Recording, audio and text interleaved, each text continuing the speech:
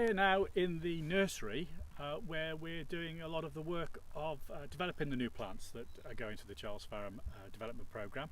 I'm with Peter Glendenning, who's the man responsible for all this. We're stood next to the original Jester plant there, which is the mother of all the Jester. Every single seedling will have been developed from this plant. But Peter, I mean, we talk about the programme in general. We started about 10 years ago, didn't we? Or you were going a little bit before that, weren't you? A little bit before. I was looking at some rogue plants in some hop yards and thinking, oh, they're different.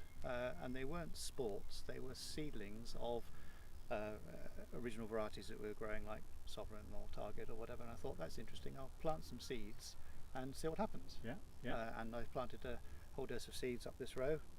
And one of the seedlings, one of the parents I was most interested in was Cascade, because you kept telling me you wanted some Cascade aromas in the English program. Aromas, yeah, that's it, yeah. And we had always told you before that no, you can't have American aromas in England because we haven't got the temperature, haven't got the climate. We can't compete with the American aromas on that front, so we'd be wasting our time. So I'd have a go anyway, and I remember one year, it was 2012, I had a sample of one of the Cascade seedlings in my little white pots, if you remember. I remember you bringing them in. And you were on the phone, probably to America, selling well-spotted hops, I don't know. And so I stuck it under your nose while you were on the phone, and you had assumed then that I'd pinched some of your US Cascade out of your store and pretending it was one of mine, but so it was a bit of a joke we played on you, hence the name Jester. Yeah, absolutely. So this is one of the Cascade seedlings, Jester here. Yeah. No, I must admit, when you first brought me that sample, I couldn't quite believe that it was a British sample because it had such a strong flavour compared to some of the flavours that we were getting from the British varieties. You know, the more traditional flavours, Challenger, Fuggles, and Goldings. These were very different, and so when you put them in front of me, it was very exciting to see and to smell those aromas that were coming from perhaps a British plant. Yes. Which I thought you were joking, because as we said, the name Jester. But and then from there, we've sort of extended the programme quite a bit now, haven't we? Yes. You're only as good as your last failure in many ways, and so what I decided to do, well, with you, was to set up a programme whereby we were developing the seedlings, growing the plots on farm, and you've seen Mark's at Bosbury, and other farms as well. Yeah. And then it isn't in the growing and the sniffing so much, it's in the brewing, so you then need to tie that in with lots of brewing samples and trials as well, and that's what's really made the programme work. So what I did first was to take seedlings of Jester with Jester's sons, so it's all inbreeding, which is a big no-no for some breeders. They like to get the sample genes from as widely as possible, but hops are a funny animal. They express their genes really widely, and so you can end up with, as you can see down this row, some plants will be 30 feet tall, some plants will only grow 1 or 2 feet tall, real runts. So to me it was all in the selection. So we had seedlings of Jester, and suddenly the myrcene content jumped up 5%. And one of the daughters of Jester is Godiva, with that clean lagery fruitiness. And so I took seedlings of Godiva, and we have Harlequin come out of that, and that's our new benchmark. Yes. So certainly we're getting a lot more flavour. I think you said to me once, every year we go past, we tend to get sort of another 5% aroma onto the flavours. How far do you think we can go with that? Do you think there's a ceiling? Well, we didn't think we'd get to Jester in the first place, did we? That's a good point. But then again, going back to Jester, it depends how you present the hop as well to the brewer, whether it's a leaf hop, whether it's a concentrated pellet, or however it is. I was surprised, I still am surprised, by Jester, let alone Harlequin, which gives that taste into the beer, which is doubly surprising in many ways. But the children of Harlequin are coming out strong as well. How well they're going to brew, we'll have to see. Wait to see, so sooner or later, there's a diminishing return. We'll get to a point where we can't go any further. But I must admit, it's amazed me that within the program so far we've got such a growth of different varieties for a start off. I mean, all of them have been good.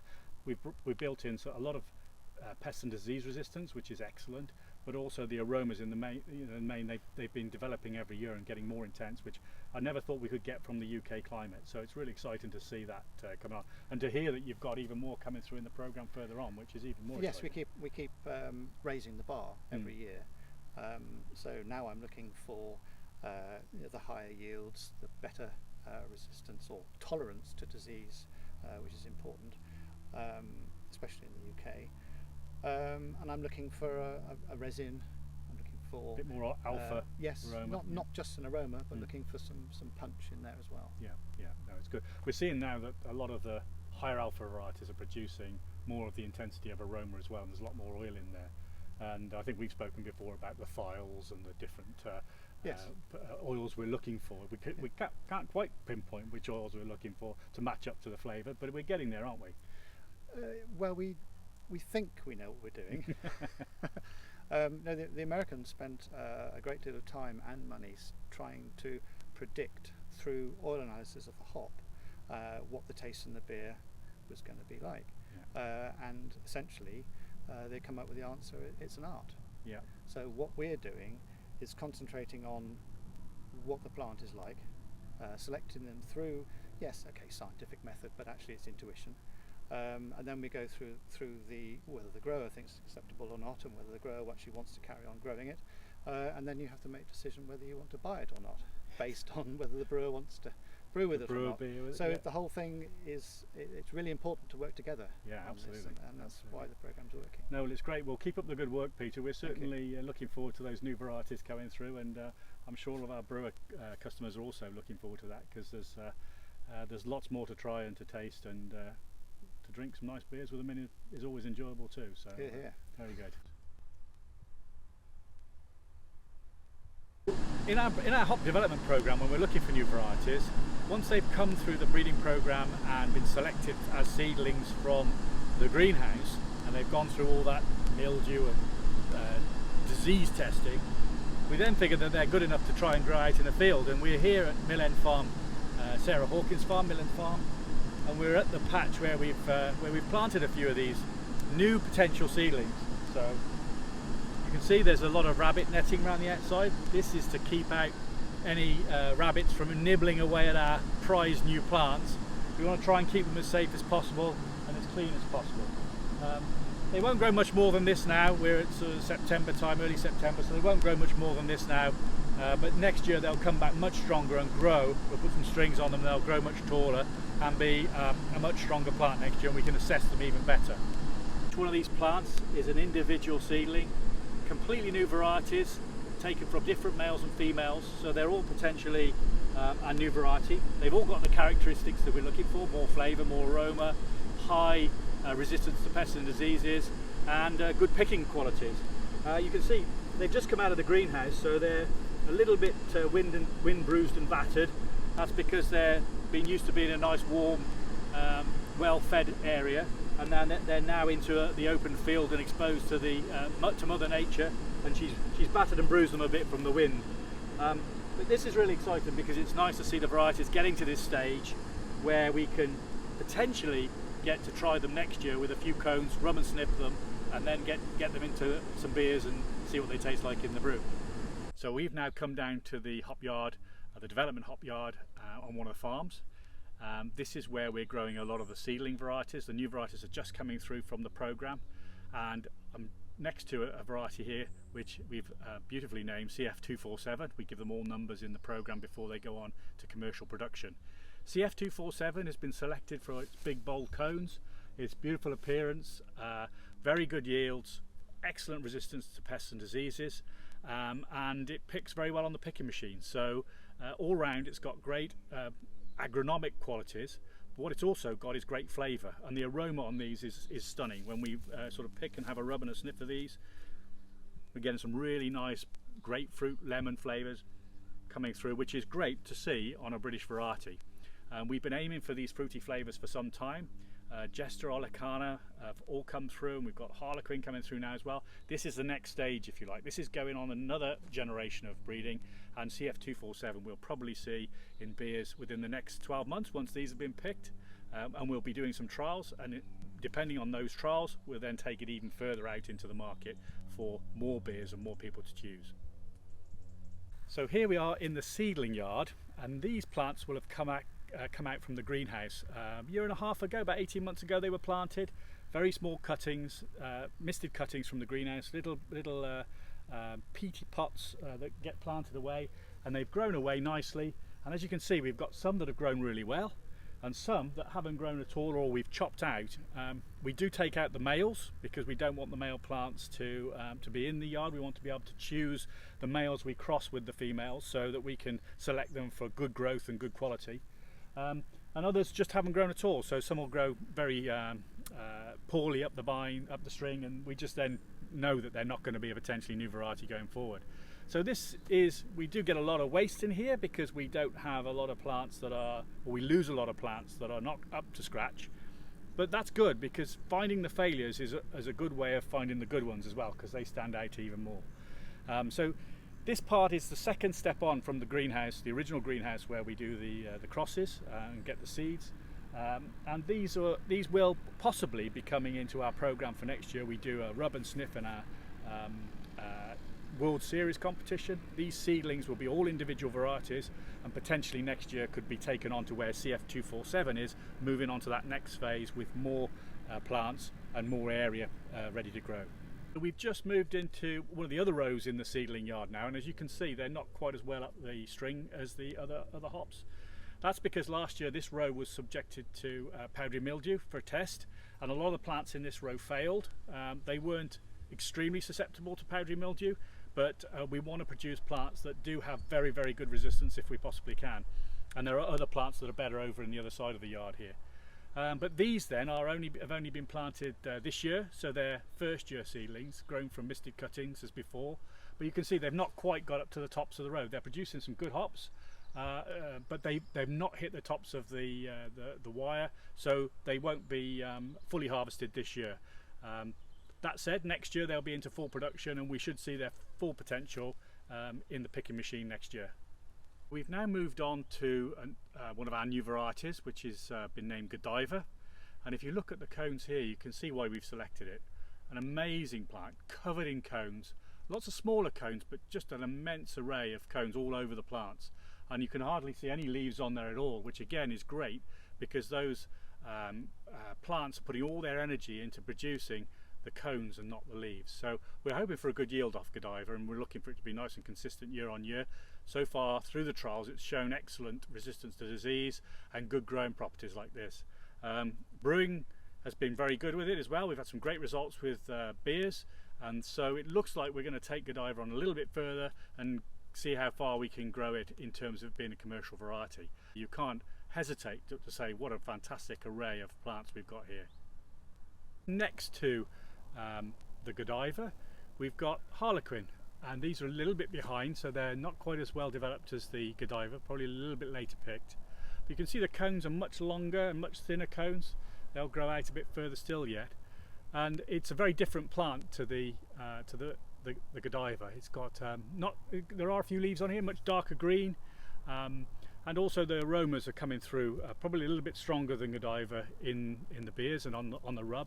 And it's also a higher alpha, so when you open the cone and rub and sniff the hop, you can see also in there a lot of oil, a lot of alpha acid, and lupulin glands are in there, it's huge. And so we've got a really nice pineapple aroma coming through off these now. But they're going to be another couple of weeks before they get to full ripeness, ready to pick. But again, another case of a new variety that's come through our program, performed well against pests and diseases, and really has an exciting and new aroma that we haven't had in British hops before. It's taken us a while to get there, but we are starting to pick up much more intense flavours and more fruitiness in the beers, which I think is what some of these new styles of beers are looking for. We've now come down to the Jester yard, and I've been joined by Mark Andrews, who's done a lot of the work for us here on the farm, developing the new varieties, particularly this one, which is Jester. This is the first variety we ever had come out of the programme with that more intense aroma, a bit more flavour. And Mark, how long has the Jester been on the farm here? So we've had Jester here for 8 years. 8 years, and over that period of time it's sort of been okay for you? Has it worked right? It's been a good consistent variety. Yeah. It's yielded well. We've had very little disease problem. Excellent. It's been really good. Excellent. Yeah. And we've found just recently we've had some very good success with Jester in lager type beers, which has surprised me a little bit, because I thought with the stronger flavours it may not balance so well in a lager, but actually the lagers are tasting really good from that. I'll have to send you some of those, Mark. Yeah, I look forward to that. But from a development point of view, the programme as a whole, you've obviously been quite key to it for Charles Faram. Have you enjoyed working on those new plants? Oh, it's been fantastic. We've had lots of new stuff coming along, and it all started with Jester, and a lot of the varieties up till now have been daughters of Jester or granddaughters. Yeah, we've done a lot of the crossbreeding within the family to make to try and increase the intensity of those flavours. How have you found them in terms of fertiliser and pesticide use? Are they sort of hungry for fertiliser, or how does that work? Well, what we generally found is that from a disease point of view, they've been very disease resistant. So I think I've only ever found powdery mildew in the Jester once, and so over the years, as we've got used to them and understand how they grow, we've reduced the fungicide inputs, and I've reduced them more this year. Yeah. So probably we've had a 20% reduction in fungicide. Excellent news. Which is good news for everybody, really. And are you finding that on other varieties as well? Is that something that carries on through? Because I know we're putting a lot of effort into getting rid of any plants that don't or show signs of powdery mildew or disease or resistance to susceptibility to pests. So obviously by selecting the plants that have the stronger growing pattern without the disease, obviously we're getting somewhere on the right track there, aren't we? Definitely. All the plants that come out of the breeding program at the moment have got excellent disease resistance, and generally they need just a bit less fertiliser as well, which is sort of good news all round. Fantastic. Yeah. We've just walked a little bit further down into the Jester, and we've got a few varieties coming through the programme now, Mark. What ones are your favourites? Have you had any favourites? Well, it started off, I was really excited by Jester, and that was a really good variety. And then as the program's moved on, my favourites changed, and I've got to say, having picked some Harlequin last year, I was really very impressed. I was really pleased. But there's some other stuff, newer stuff in the programme, and I'm thinking that could be my favourite next year, or even this year. Yeah. Once we've harvested them. It seems that every year we're making a step forward, isn't it? Every year we're picking up a lot of the characteristics that we want and losing some of the characteristics that we don't want. So it's really exciting to see that development phase going on and on. Peter Glendenning, our plant breeder, says that every year we get a little bit more aroma, about 5% more aroma on the plants each year. And so I wonder if also we're picking up some of the strong agronomic qualities every year as well through the selections. Yes, I think perhaps we are. Because we're getting some very good, just getting some good plants. It's from a grower's point of view. And if that's good for the brewer as well, then we're all quids in. Well, yeah, I think if you look at the higher aromas, less inputs, I think is a really key part for us at the moment. We're trying to reduce the environmental impact that we're having. Also trying to produce hops locally for the British market here as well. So there's a whole load of benefits from the programme, and we're certainly keen to keep pushing it forward. Hopefully with your help, Mark, that'd be good. Well, I hope so. Yeah.